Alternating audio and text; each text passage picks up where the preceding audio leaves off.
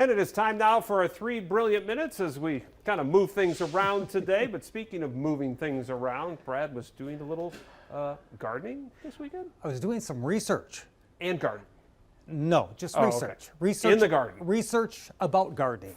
Ah. Okay. Weeds. Weeds. Weeds are just the only thing growing right now. pretty much because of the lack of rain. But you know, I've been watching online, mostly on social media, and I keep seeing this headline pop up, homemade weed killer. And I thought, come on, too good to be true, right? I gotta get in the lab. I gotta get in the lab. Well, before we get to it, I want All to right. caution you. Use caution because you're going to be creating a caustic solution if you try this little experiment. At the very least, consider maybe eye protection and possibly some gloves, especially when transferring the fluid into a spray bottle. Okay. So with that said, here's what you need. First of all, natural.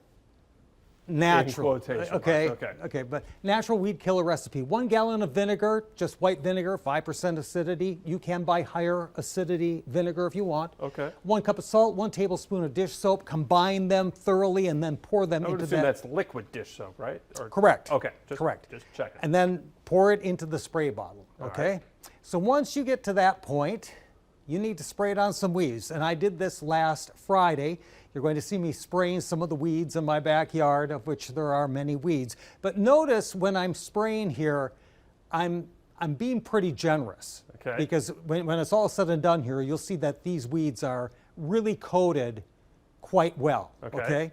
So I did this Friday. It was around 11:30 in the morning. 2 hours later, I went back and they were already wilting. Oh. 1 day later, more of them had died. And 2 days after spraying, they were dead. My Okay. conclusion is, it works. Okay, it works.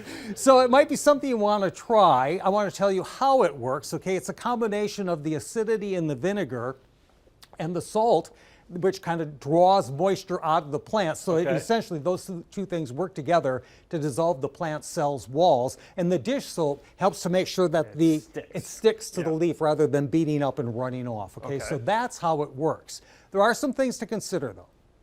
It works best when applied on sunny days with very little wind.